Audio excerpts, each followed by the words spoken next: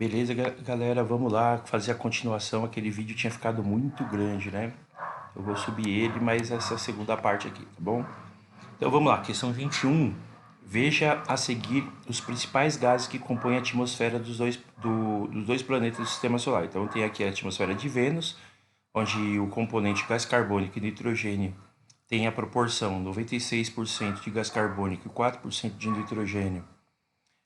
Marte, gás carbônico 95% e gás carbônico, o gás nitrogênio 2%. E aí vem as perguntas, vamos lá. Ó. Os seres humanos conseguiriam respirar nesses países sem equipamento apropriado? Não, né? Porque a taxa de oxigênio não existe aí, né? Então, por exemplo, a gente pode imaginar a falta de seres fotossintetizantes.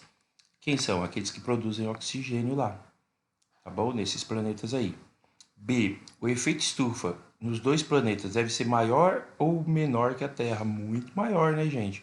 Você tem uma quantidade muito maior de gás carbônico aí que retém o calor. Então a temperatura nesses planetas são muito mais quentes do que aqui na Terra, tá bom?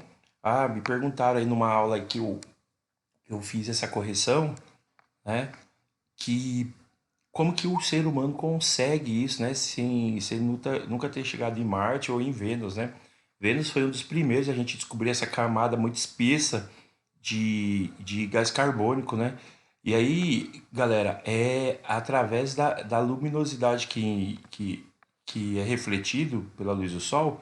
Tanto é que Vênus, vocês lembram que eu falei para vocês que Vênus é conhecido como estrela d'alva, estrela da manhã?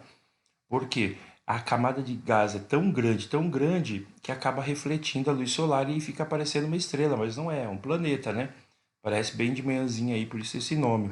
Então, através de cálculos físicos, você consegue saber a absorção e reflação da luz solar, você consegue saber aí até de que gás, até se ele é rochoso, se ele é gasoso, a gente consegue saber bastante coisinha aí, tá bom? Mais pra frente a gente vai ver isso melhor aí.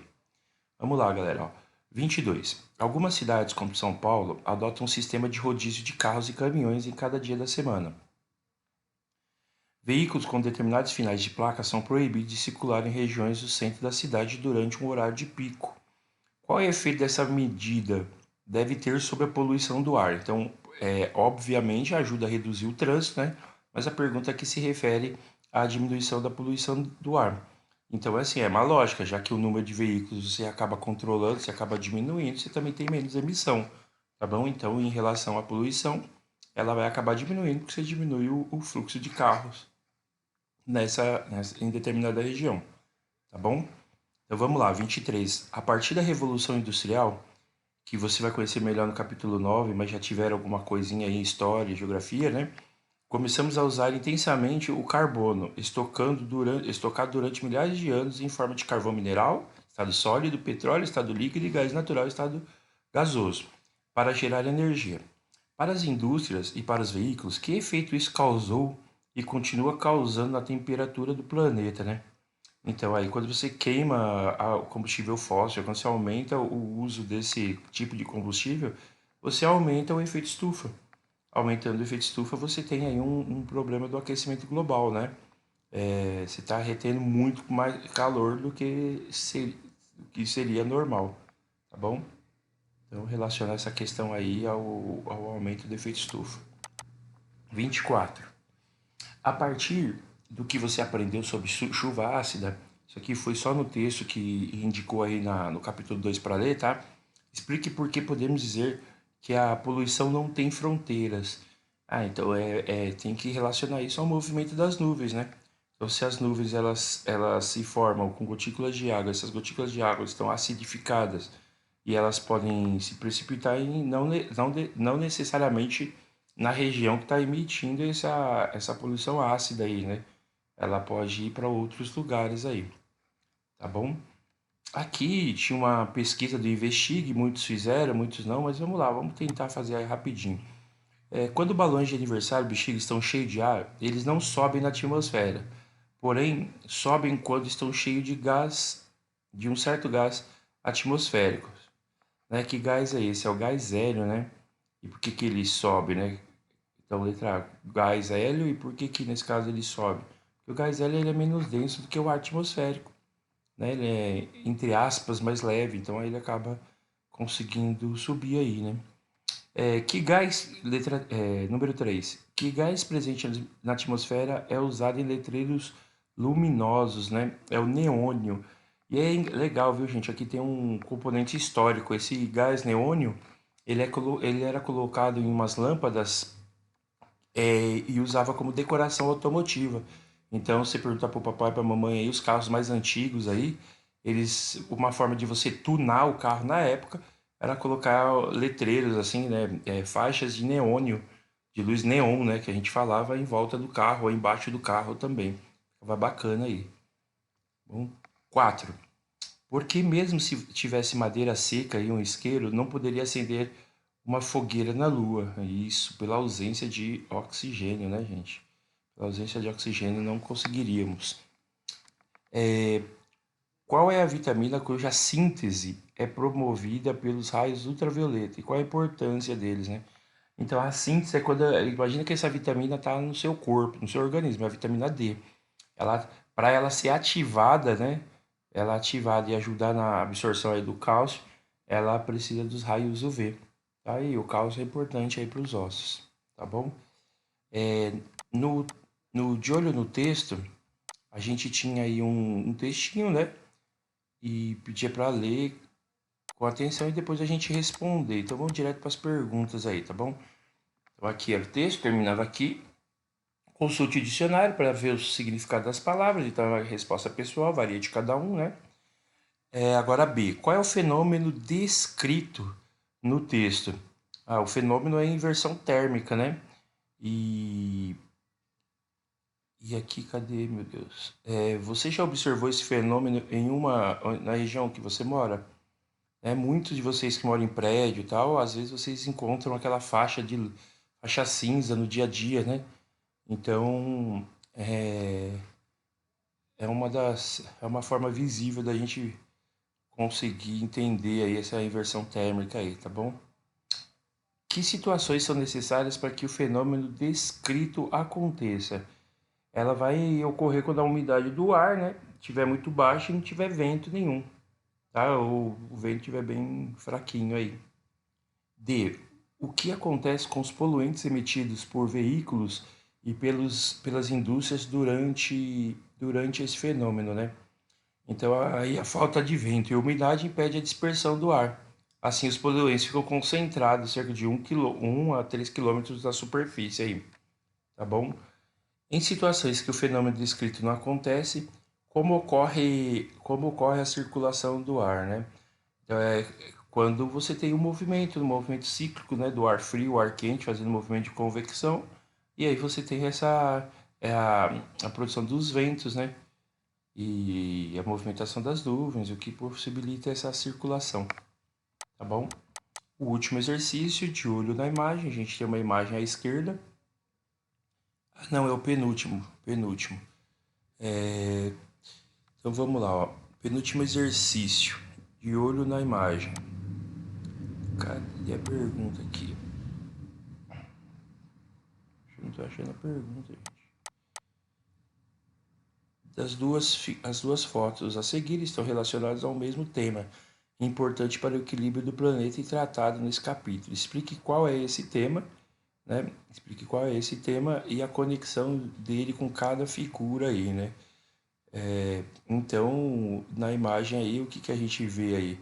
A gente fala de queimada em floresta, né? Na imagem à esquerda, né? Emissão de gás carbônico, aumentando a poluição, aumentando o efeito estufa, o aquecimento global, e você tendo aí um derretimento de geleiras, aumento do nível do mar, tá? Tem até uma controvérsia aí se realmente só os derretimentos de geleira aumentariam o nível do mar, né? Mas no próximo exercício a gente vai falar sobre isso aí. Então todos estão relacionados aí ao aumento do efeito estufa, tá bom? Um, como esse efeito estufa aumenta e o outro as consequências desse aumento aí, beleza? Então vamos para o de olho nos quadrinhos e o de olho no quadrinho ele vem aqui, cara, mostrando aí uma sequência. e pedindo para pesquisar a teoria da conspiração, né? Então aí, depois que a gente pesquisa a teoria da conspiração, a gente vai ver aqui, vou pegar a definiçãozinha aqui, porque vai ficar mais bonitinho aí, né? Então, o termo teoria da conspiração refere-se à suposição de que há um planejamento ou uma conspiração por parte de grupos poderosos para esconder ou criar fatos. Então entra naquela questão que a gente estava falando de, vamos usar o aquecimento global, né? Você tem um grupo que acredita que o aquecimento global é uma relação natural, que o nosso planeta passa por variações cíclicas, né? Horas de era glaciais, horas de aquecimento global, e nós estamos em uma era de aquecimento global e subindo. E outros que acreditam que a motivação é antropológica, né? Que é causado pelo homem. O aquecimento global existe, sim, o natural, mas que ele está sendo acelerado aí pela atividade humana em nosso planeta aí com as emissões de gases, tá bom? Qual é o componente de humor tirado aí nessa tirinha? Vou vir aqui para ficar mais rápido, tá? Então, o personagem que considera o aquecimento global uma teoria da conspiração também não acredita na existência dos dinossauros. Outro fato comprovado cientificamente pelo estudo de fósseis e outros vestígios, como pegadas. Então, ele não acredita que ele vê, né? Mas e não acredita em teoria da conspiração aí. Letra C. Qual é a relação entre o aumento da concentração de gás carbônico na atmosfera e o aquecimento global? Que problemas ambientais o aumento de concentração pode trazer? Então aí foi verificado aí que o aumento da concentração de gás carbônico fazia com que a temperatura aumentasse aí pelo menos 1 grau a cada ano, né? E aí começou a vir tratados, decretos, compromissos dos países que mais emitiam gás carbônico, né, mais usam combustível fóssil, para que diminuísse esse tipo de produção de gases aí, né? Dando como opção aí as energias alternativas, tá bom? Energias renováveis que não sejam de origem de fóssil. Tá? Então, que problemas ambientais o aumento da concentração desse gás pode causar? Então, aí, o aquecimento global, beleza? O que você diria a alguém que contribui a partir de uma informação obtida na internet que não existe aquecimento global? Isso aqui é muito legal, eu vou passar agora aí antes da prova para vocês. Já adianto que não cai na prova, mas para cunho de informação, quais são as fontes mais seguras da gente buscar a informação, né? Só para vocês terem uma ideia,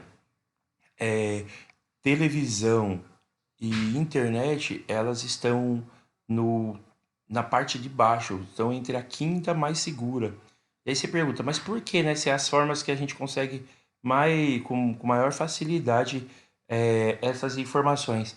É porque essas informações elas podem ter cunho político, cunho comercial, então elas não são fidedignas. Por exemplo, o Google, ele traz informações ali mediante a um pagamento, você tem a sua empresa ou sua informação colocada na primeira tela do Google, né? Quem é que vai para a segunda tela do Google? O Google, ele vai ser científico na hora que você entrar no Google acadêmico.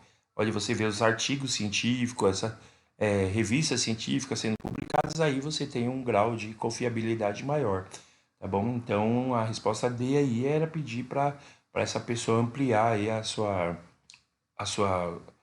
gama de informações, tá bom? E última aí, alguns governantes de países em desenvolvimento acham que não devem ter metas de redução de emissão de gás carbônico, porque precisam se desenvolver e porque países envolvidos poluíram muito no passado. O que você acha dessa questão? Essa questão aqui a gente vai discutir, vai ser um debate em sala de aula, vai ser muito legal, né? Por quê? Porque eles acreditam que esses governantes aí, eles acreditam que os países mais desenvolvidos hoje, eles usaram e abusaram dos recursos do planeta no passado e conseguiram tal nível de desenvolvimento. E os países que estão em desenvolvimento, que querem alcançar o mesmo patamar, agora eles têm uma dificuldade maior de alcançar esse objetivo, porque eles não podem usar os recursos como os outros usaram, né? Então é uma lei de compensação aí que eles pretendem, tá bom? Galerinha, fiquem com Deus. Fica faltando só agora eu fazer o vídeo de revisão geral zona aí para vocês, tá bom? Espero que isso tenha ajudado vocês. Tá bom? Tchau, tchau. Até a próxima.